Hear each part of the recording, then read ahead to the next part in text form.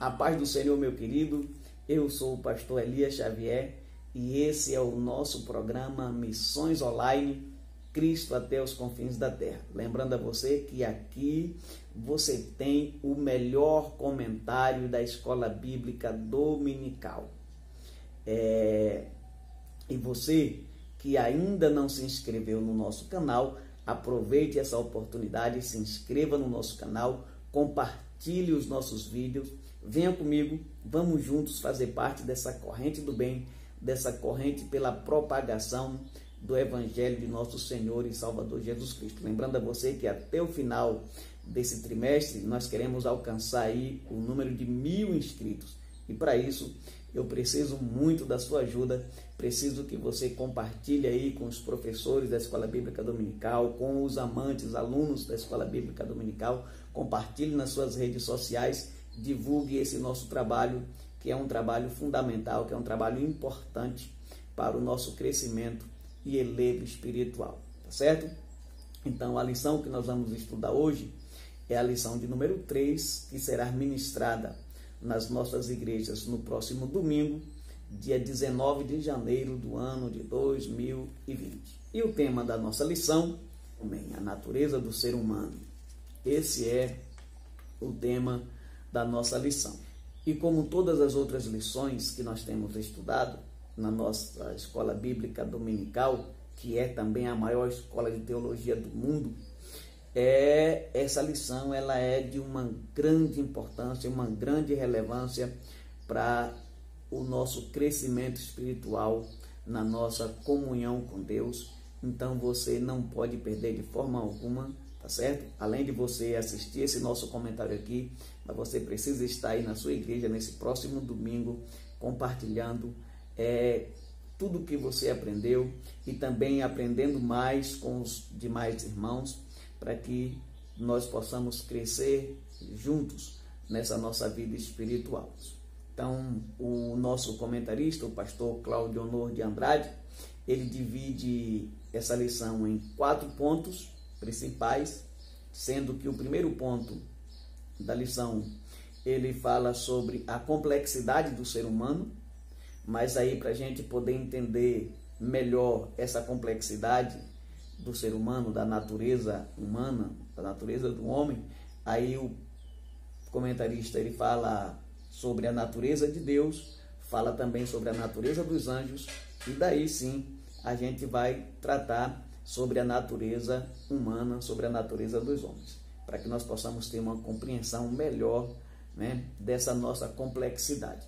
Primeiro, no caso, a natureza de Deus, né, Jesus falou que Deus é espírito, ou seja, Deus é um espírito puro, eu chamo de espírito puro, porque em Deus não há mistura de matéria, né?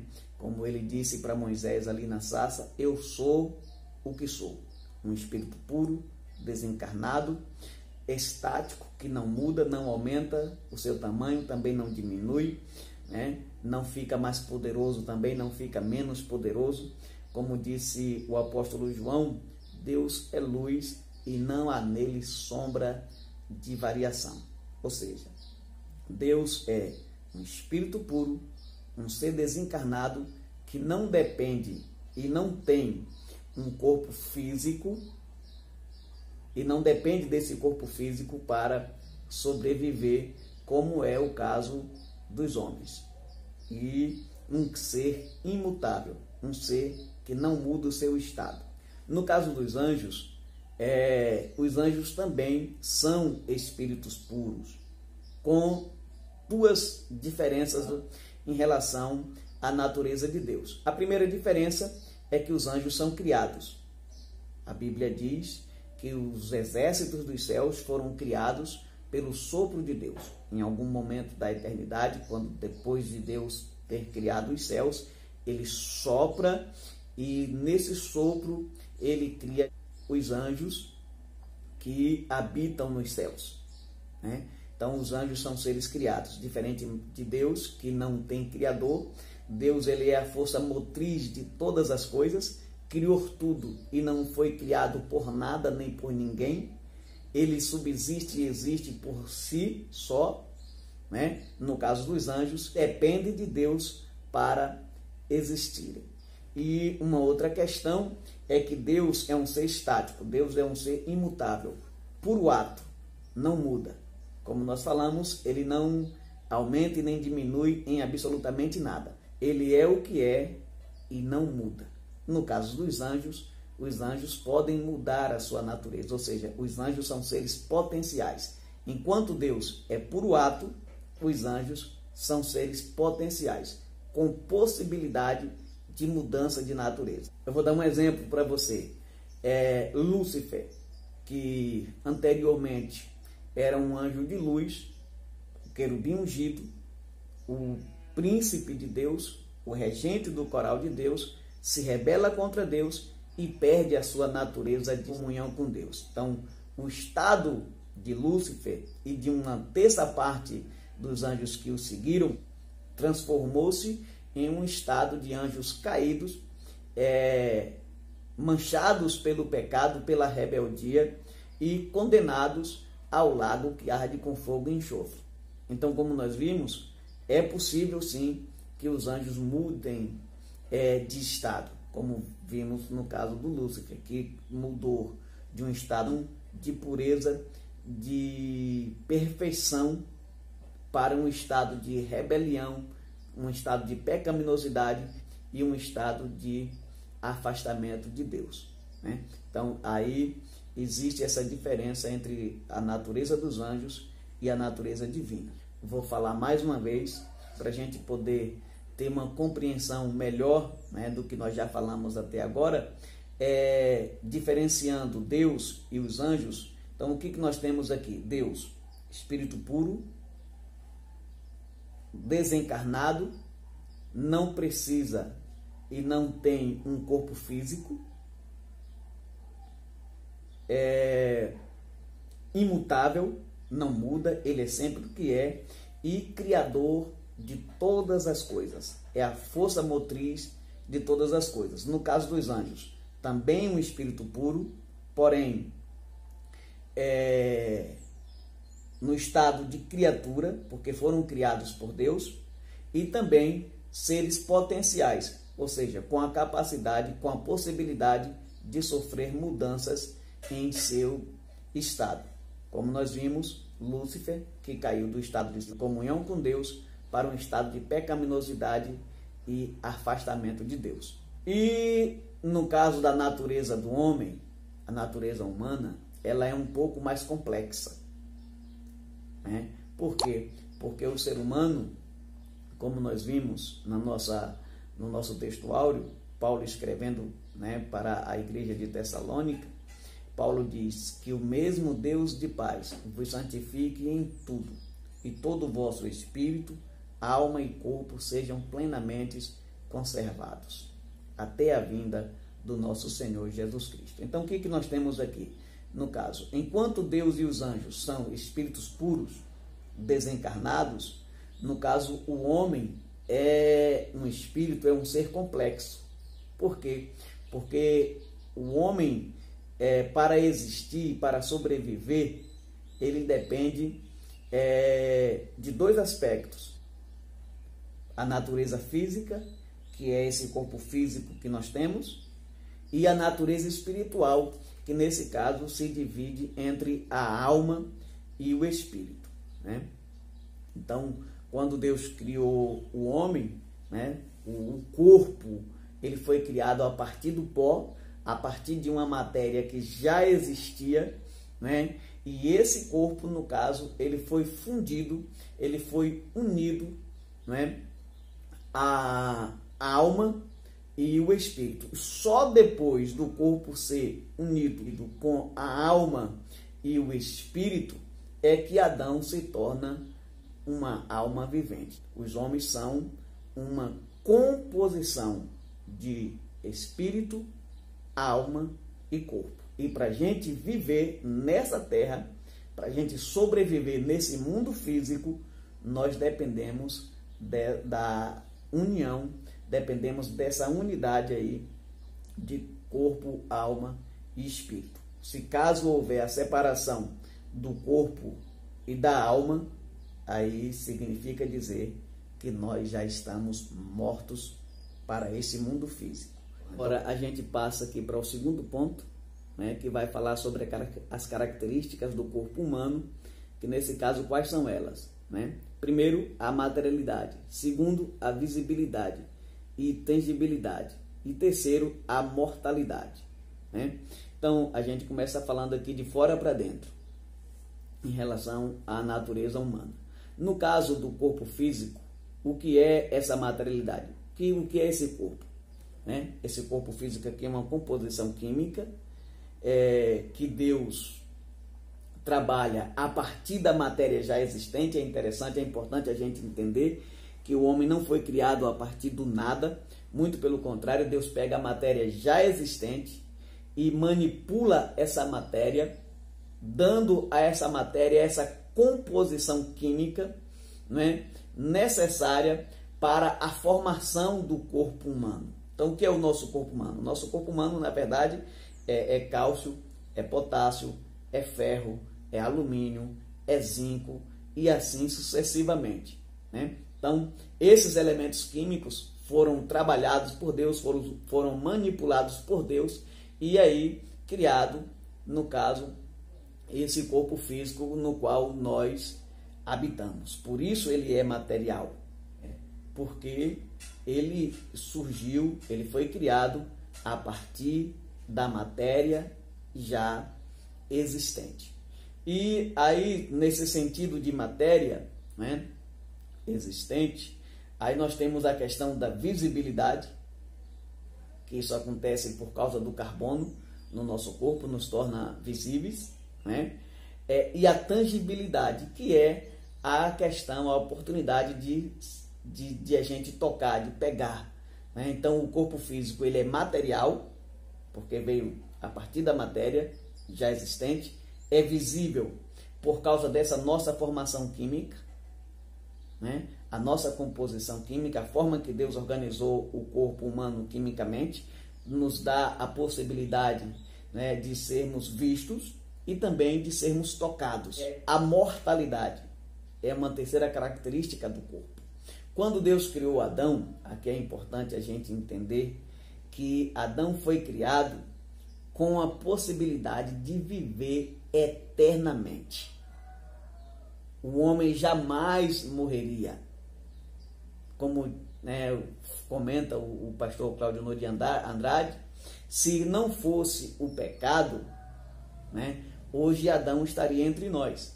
A gente estaria aqui já próximo aí de comemorar os 6 ou 7 mil anos de vida de Adão.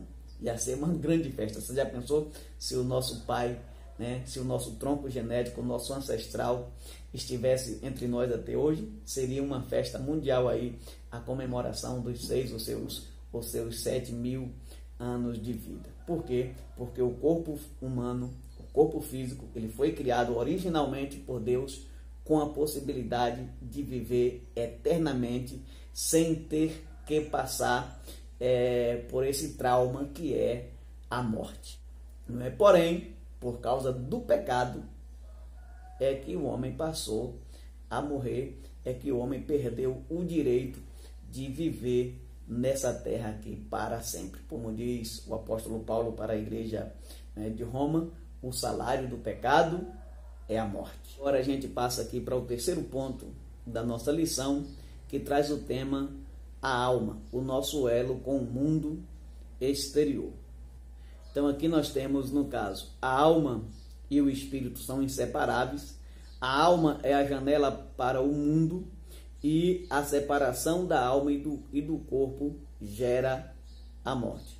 Então veja bem, como nós falamos, nós somos seres tricotômicos com duas naturezas, a natureza física, que está relacionada ao nosso corpo físico, e a nossa natureza espiritual, que está relacionada com a alma e com o espírito. Nós tratamos aqui sobre a questão da alma e espírito. É importante a gente entender aqui, a gente compreender é que a palavra hebraica, que nós traduzimos como alma para o nosso português, que é nefesh, ela aparece cerca de 755 vezes no Antigo Testamento. E no caso do Novo Testamento, a palavra grega, que também traduzimos como alma, é psique, ela aparece cerca de 105 vezes. E aqui tem uma questão interessante, porque tanto no Novo Testamento quanto no Antigo, elas podem aparecer em alguns momentos com o sentido de espírito, como por exemplo, ali no livro do Apocalipse, quando João fala sobre as almas que estavam debaixo do trono de Deus, né? As almas dos santos que foram mortos por amor do nome de Jesus Cristo, a intenção do escritor ali é falar do espírito. Então ali o espírito é tratado como alma. E no livro do Gênesis, quando a Bíblia diz que Deus soprou nas narinas do homem e o homem foi feito alma vivente, aí nesse caso aqui o sentido da palavra já é diferente. O sentido já não é aqui o sentido de espírito, mas é o sentido de um ser. O homem foi feito um ser vivente. Em alguns momentos a palavra alma, tanto no Antigo quanto no Novo Testamento, vai aparecer com o significado ou com o mesmo sentido do espírito. Em outros momentos vai aparecer, como nós vimos aqui no Gênesis 2:7, com o sentido de ser, de pessoa, né? A gente tem ali também em Ezequiel, quando ele diz: nem o pai leva o pecado do filho, nem o filho leva o pecado do pai. A alma que pecar, essa morrerá. Nesse caso aqui também o sentido é pessoa e não espírito. Muitas vezes o espírito é tratado como a alma, exatamente pelo fato de que o espírito e a alma são dois elementos imateriais e são inseparáveis. A alma percebe o mundo através dos nossos sentidos. Olha como é perfeita essa composição da alma e do corpo. A alma é um elemento imaterial que habita dentro do corpo. Como Jó descreve no capítulo 14 e no versículo 22. Né? A alma habitando no corpo, a alma dentro do corpo.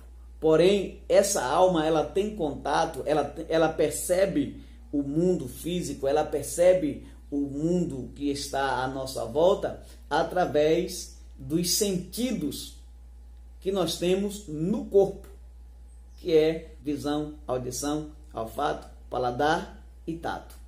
Então é através desses sentidos que a nossa alma percebe esse mundo que nos cerca e também pode ser atraída por este mundo. E quando a gente fala da alma como a psique, né, a gente também entende que essa alma, ela é a sede das nossas emoções. Então a alma, nessa conexão perfeita entre alma e corpo, espírito, né, espírito, alma e corpo, ela percebe o mundo que está à nossa volta através dos nossos sentidos.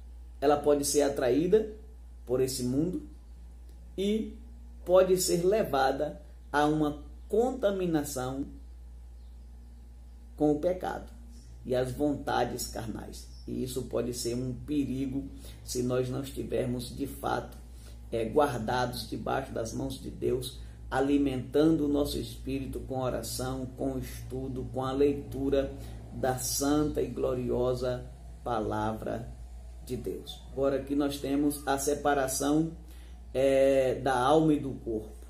Quando isso acontece, significa dizer que nós morremos, que estamos mortos, como é o caso que aparece ali no livro do Gênesis, quando Raquel morre.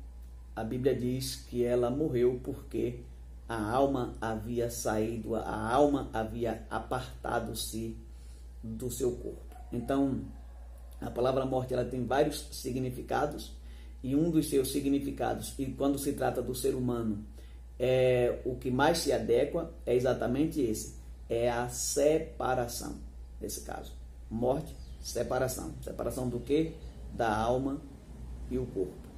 Naquele momento ali, o espírito sai do corpo, separa-se do corpo e o corpo perde a vida. Porque como nós já falamos, quando nós estávamos falando ali em relação a Deus e os anjos serem um espírito puro, sem a necessidade da encarnação, sem a necessidade do corpo físico, no nosso caso é diferente. Para a gente viver nessa terra, a gente precisa da unidade, a gente precisa de que espírito, alma e corpo estejam plenamente ligados, unidos, porque quando acontece a separação, é o momento que nós estamos deixando essa terra para adentrarmos na eternidade. Uma outra questão aqui importante que a gente deve perceber nessa questão aqui da separação do corpo e da alma é que o corpo físico, né, na morte, ele deve voltar para o pó, ele volta para o pó.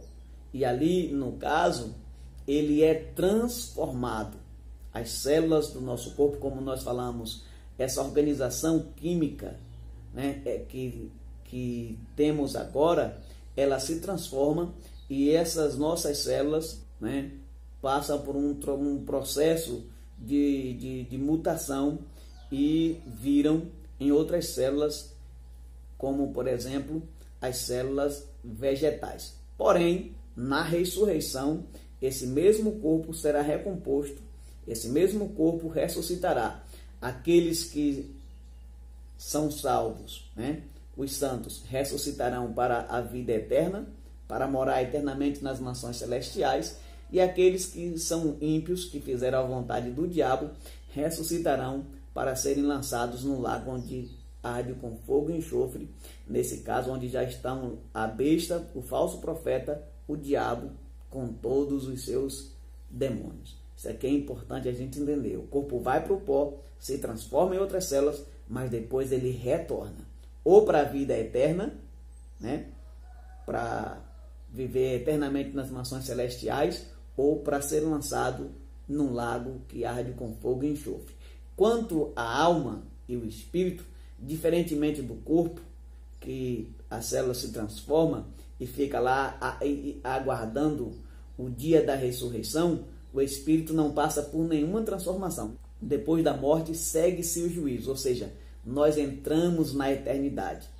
Ou nós vamos para o paraíso, como foi o caso ali de Lázaro, que morreu e foi levado pelos anjos para o seio de Abraão, para o paraíso, ou para o inferno, como foi o caso do homem rico, que morreu e foi sepultado e quando deu conta estava no Hades. Como disse Pedro, que assim sabe Deus livrar os justos do sofrimento, mas também manter os ímpios sob castigo para o dia do juízo. Aí nós chegamos agora aqui no nosso quarto e último ponto, que traz o tema o Espírito, o nosso contato com Deus. Aí aqui nós temos o que é o Espírito, o elo entre o nosso corpo e Deus, a sede da nossa comunhão com Deus. Então, nesse caso, o que é o Espírito?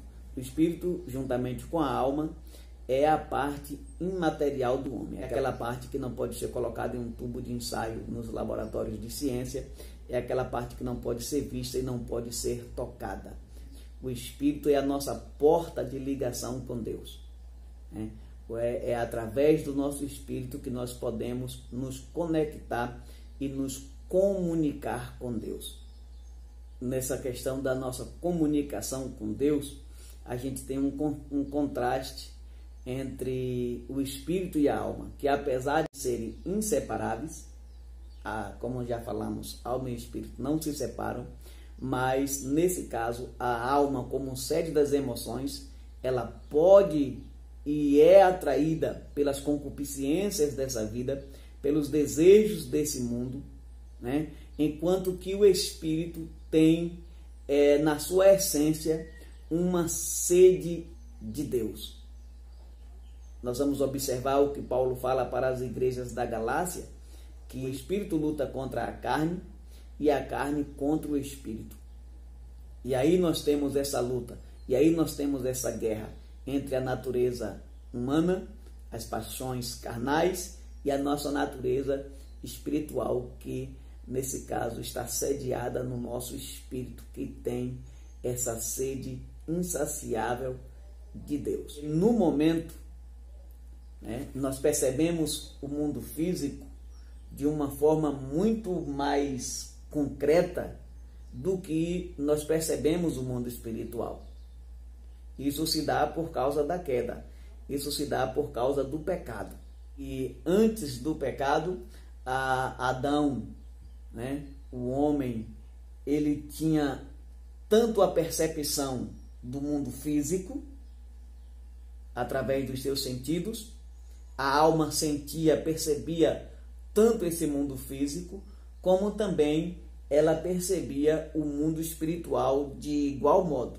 Não havia diferença, não havia essa necessidade de viver o mundo espiritual pela fé, porque o mundo espiritual também era visível para o ser humano, para o homem. Porém, com a queda, tudo que nós podemos entender e ver desse mundo espiritual é algo como que se fosse aquela coisa nebulosa, como que se fosse aquelas coisas que em rabisco, que a gente não consegue ter uma percepção exata. O pecado, ele contamina o corpo físico, contamina a alma e também contamina o espírito, porque caminhando aqui nesse sentido da contaminação do espírito pelo pecado, esse espírito através do qual nós percebemos o mundo espiritual, ele pode sim desenvolver, no caso, o orgulho, a soberba.